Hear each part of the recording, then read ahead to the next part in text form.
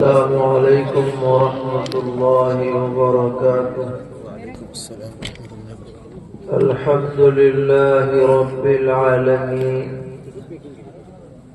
أشهد أن لا إله إلا الله وحده لا شريك له، وأشهد أن سيدنا ومولانا محمدا عبده ورسوله صلى الله تبارك وتعالى عليه وعلى آله وأصحابه وذرياته أجمعين. أما بعد، فقد قال رسول الله صلى الله تعالى عليه وسلم: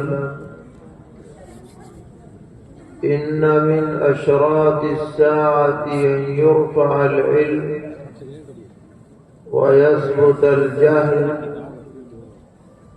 ويشرب الخمر ويظهر الزنا، أو كما قال عليه الصلاة والسلام. معزز علماء کرام، طلباء عزیز، بزرگوں اور بھائیوں، ہمارے جن عزیز طلباء نے اس سال حفظ قرآن کی دولت حاصل کی ہے، وہ بہت ہی خوش نصیب ہیں، سعادت مند ہیں، اور ان کے والدین اور اساتذہ کے لیے بھی بہت بڑا خوشی کا موقع ہے اور شکر کا مقام ہے. یہ ایسی دولت ہے جس کا موازنہ دنیا کی کسی بھی دولت سے نہیں کیا جا سکتا. قرآن پاک میں اللہ تعالی نے فرمایا ہے، قرآن کریم کا ذکر کرتے ہوئے کہ ہوا خیر مما یجمعون، کہ قرآن کریم ایسی عظیم نعمت ہے کہ دنیا کے لوگ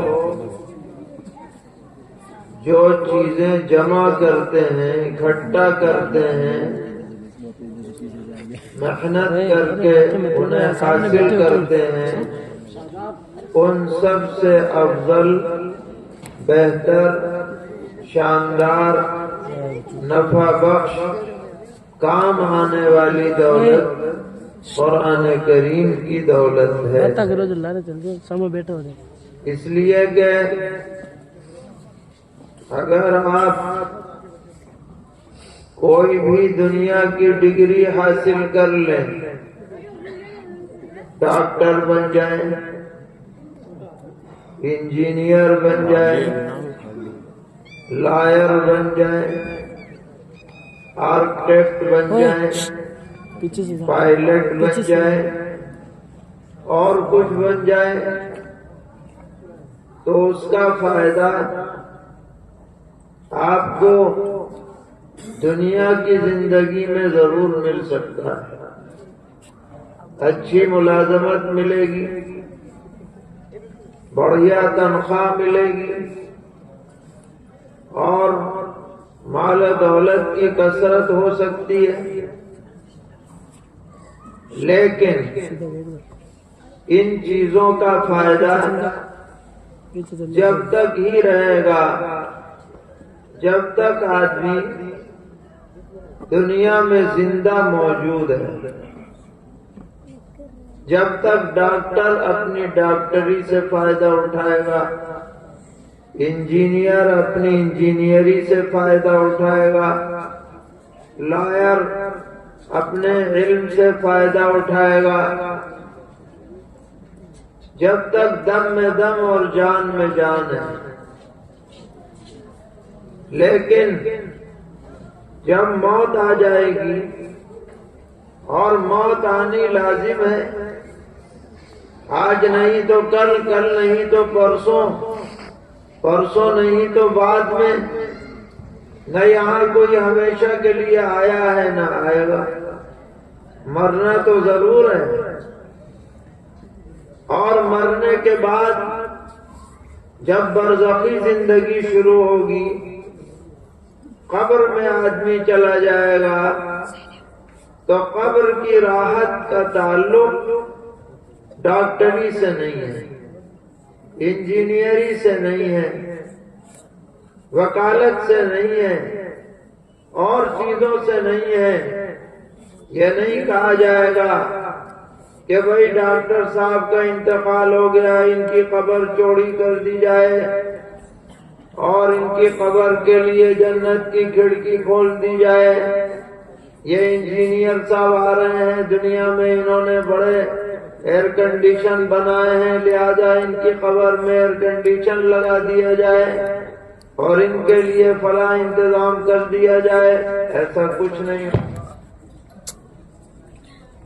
زندگی میں اور قبر والی زندگی میں یہ جانکاریاں اور یہ ڈگریاں ہرگز کام نہیں آئیں۔ ہاں، اگر اس کے پاس ایمان ہوگا، اگر اس کے پاس اعمال صالحہ ہوں گے، اگر اس کے پاس نیکیاں ہوں گی، اگر اس کے پاس اچھے اعمال ہوں گے، تو ضرور اس کی قبر جنت کی کیاری بنے گی اور راحت ملے گی اور آرام ملے گا، لیکن ڈاکٹر ہونے کی حیثیت سے نہیں، ایماندار ہونے کی حیثیت سے، باعمل ہونے کی حیثیت سے۔ البتہ میرے بھائیوں، اگر ہم نے قرآن پاک پڑھا اور حفظ کیا اور اپنے سینے میں محفوظ رکھا اور اپنے بچوں کو قرآن پاک پڑھایا اور بچے حافظ قرآن بن گئے، تو موت کے بعد یہ حفظ قرآن ہماری برزخی زندگی کے لیے نفع بخش ثابت ہوگا۔ حافظ قرآن کے لیے قبر میں راحت کا انتظام ہوگا، نعمتوں کا انتظام ہوگا، عافیت کا انتظام ہوگا، اللہ کی رحمت کا وہ مستحق بنے گا۔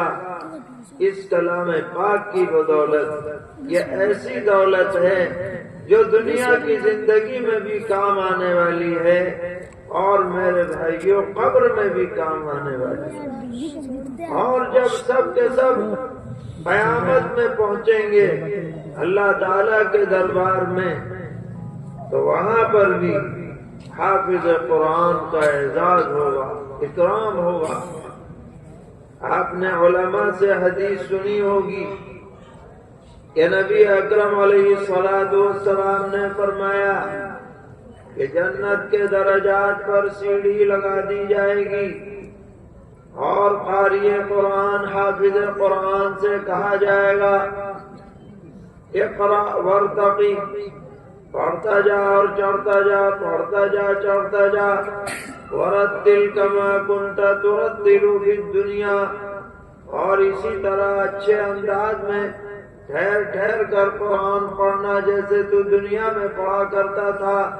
جہاں تیری قرآت مکمل ہوگی، قرآن مکمل ہوگا، وہی تیری منزل ہے۔ پتہ نہیں کہاں پہنچے گا، کس اونچے درجے پر جائے گا اس قرآن پاک کی بدولت۔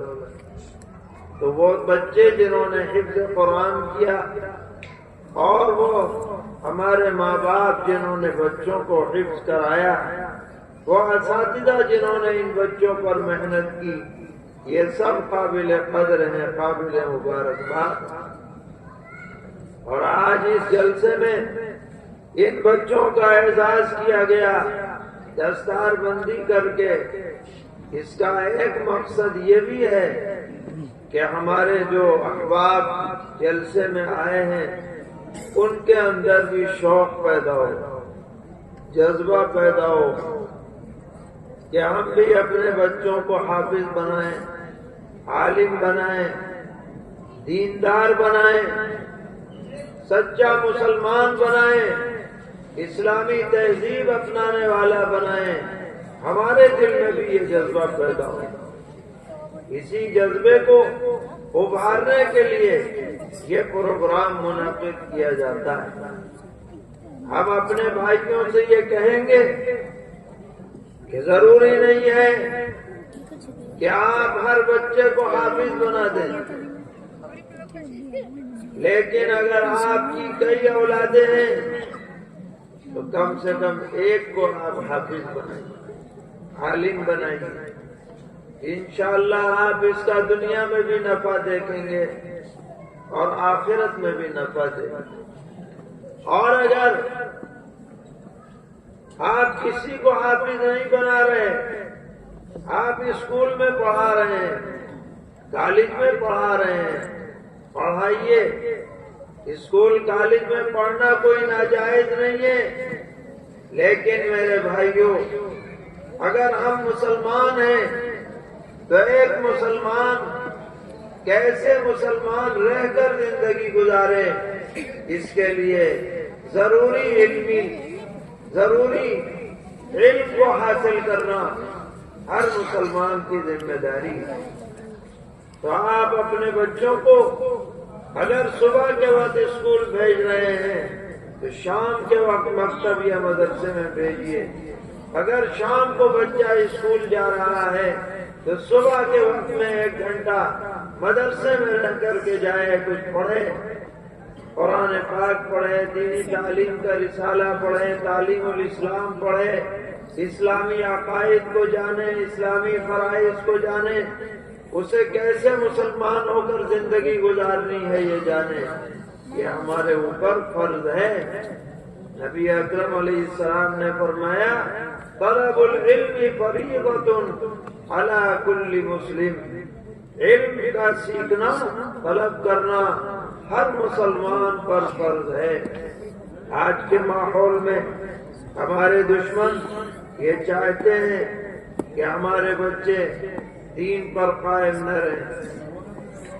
ایسا نصاب تشکیل دیا گیا، ایسا ماحول اسکولوں کا بنایا گیا کہ اس میں شرکیہ باتیں شامل ہیں۔ بچے کا ذہن بالکل آئینے کی طرح صاف ہوتا ہے۔ اگر اس بچے کی صحیح تربیت نہ ہو اور گھر یا مکتب میں اسے نہ بھیجا جائے اور نہ پڑھایا جائے تو بہت ممکن ہے کہ ہمارا یہ بچہ عقیدے کے اعتبار سے کمزور ہو جائے۔ بہت ممکن ہے کہ فاسد عقائد میں مبتلا ہو جائے۔ اس لیے ہماری ذمہ داری ہے کہ ہم ان بچوں کو دین پر قائم رکھنے کے لیے ان کی دینی تعلیم و تربیت کا انتظام کریں۔ یہ مدارس بھی اسی لیے قائم کیے گئے ہیں تاکہ نسلوں میں دین و ایمان باقی رہے۔ آج کل لوگ کہتے ہیں کہ بھائی بہت مدارس قائم ہو گئے اور بہت سے مکاتب قائم ہو گئے، لیکن حقیقی بات یہ ہے جیسا کہ پیغمبر علیہ السلام نے فرمایا کہ قیامت کے قریب چند چیزیں عام ہو جائیں گی۔ فرمایا ان من اشراط الساعہ ان یرفع العلم، قیامت کی علامتوں میں سے یہ ہے کہ علم دین امت میں اٹھا لیا جائے۔ علم دین کے حاملین، علم دین کو جاننے والے، صحیح علم رکھنے والے لوگوں کی تعداد امت میں گھٹ جائے گی۔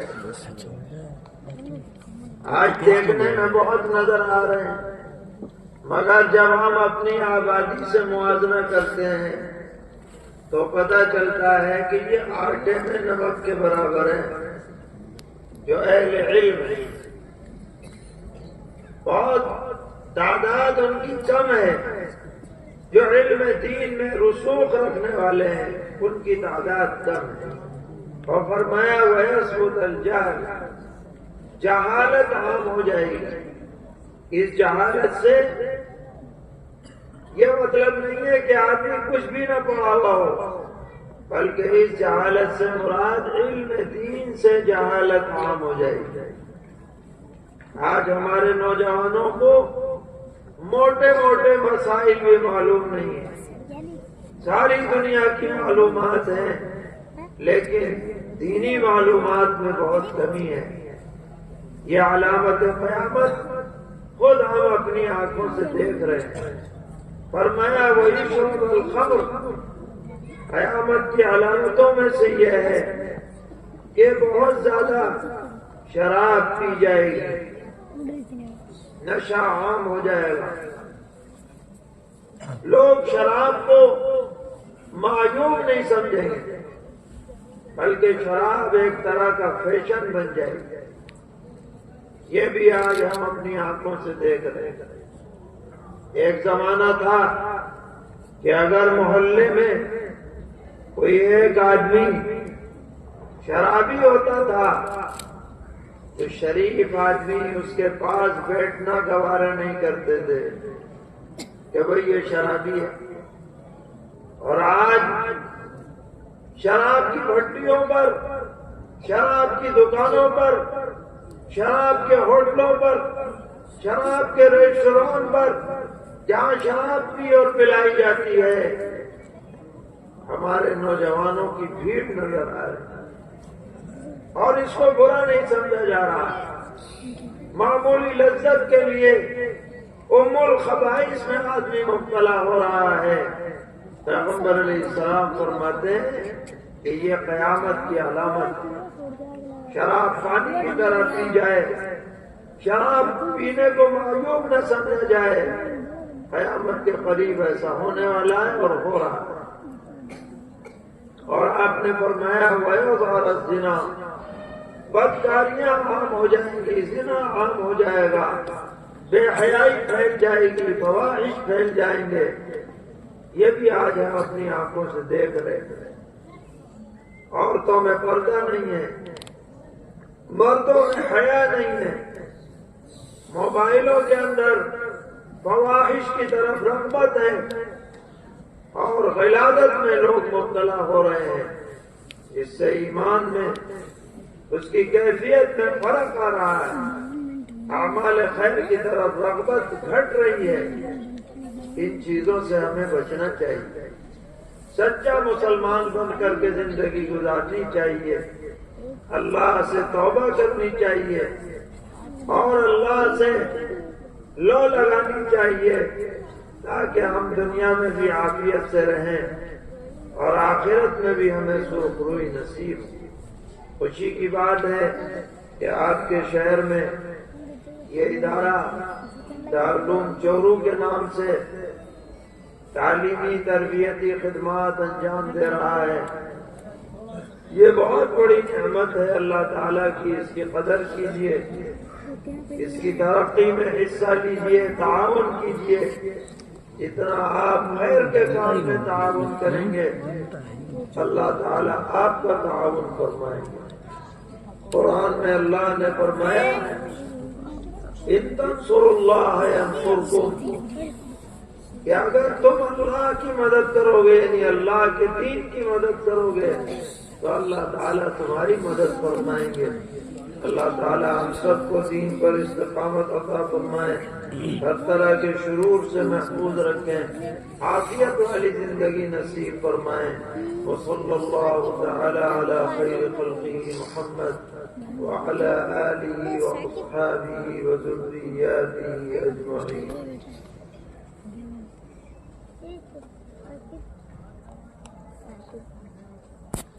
Marcelo.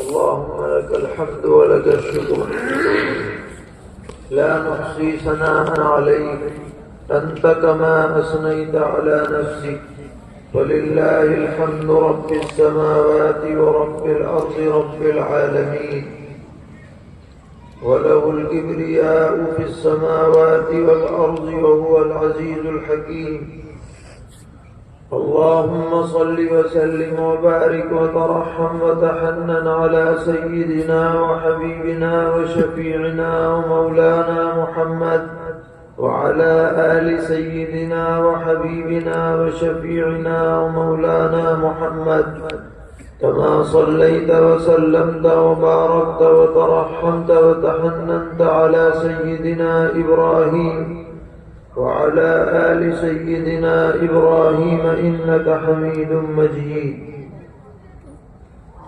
الہ العالمین ہم سب کے گناہوں کو معاف فرما ہماری غلطیوں سے درگزر فرما کوتاہیوں سے صرف نظر فرما عیوب کی ستر پوشی فرما اپنی رضا اور خوشنودی سے مالا مال فرما ناراضگی سے غضب کے اسباب سے ہم سب کی حفاظت فرما اس مجلس کو بے حد قبول فرما اس مدرسے میں ہر طرح کی خیر اور برکت مقدر فرما طلبہ کو علم نافع عطا فرما اساتذہ کے علوم میں برکتیں عطا فرما منتظمین اور معاونین کو اجر جزیل عطا فرما جن طلبہ نے حفظ قرآن مکمل کیا ہے ان کو قرآن پاک مسلسل یاد رکھنے کی توفیق عطا فرما بکثرت تلاوت کی توفیق عطا فرما اس قرآن پاک کو ہمارے لیے مونس و غمخوار بنا اس قرآن پاک کو ہمارے قبر میں روشنی کا ذریعہ بنا اس قرآن پاک کو ہمارے لیے آخرت میں عزت اور عافیت کا ذریعہ بنا اس قرآن پاک کو ہمارے لیے روشنی کا ذریعہ بنا ہدایت کا ذریعہ بنا اس کے مطابق ہمیں عمل کی توفیق عطا فرما ہماری نسلوں میں دین و ایمان اور قرآن کی بقا کے فیصلے فرما الہ العالمین ہمارے مرحومین کی مغفرت فرما بیماروں کو شفا عطا فرما قرض داروں کے قرضوں کی ادائیگی کا انتظام فرما بے گھروں کو گھر عطا فرما بے سہاروں کو سہارا نصیب فرما بے روزگاروں کو حلال روزی عطا فرما بے اولادوں کو اولاد صالح عطا فرما اولاد والوں کو ان کی اولادوں کو آنکھوں کی ٹھنڈک دل کا سرور بنا الہ العالمین ہمارے ملک میں اور تمام عالم میں امن و امان قائم فرما بدامنی سے حفاظت فرما دینی اداروں کی حفاظت فرما مدارس و مساجد کی حفاظت فرما اسلامی شعائر کو سربلند فرما جو دشمنان دین شعائر کو مٹانے پر تلے ہیں انہیں ناکام و نامراد فرما ان دعاؤں کو اپنے حبیب صلی اللہ تعالی علیہ وسلم کے صدقے میں قبول فرما وصلی اللہ تعالی علیہ وسلم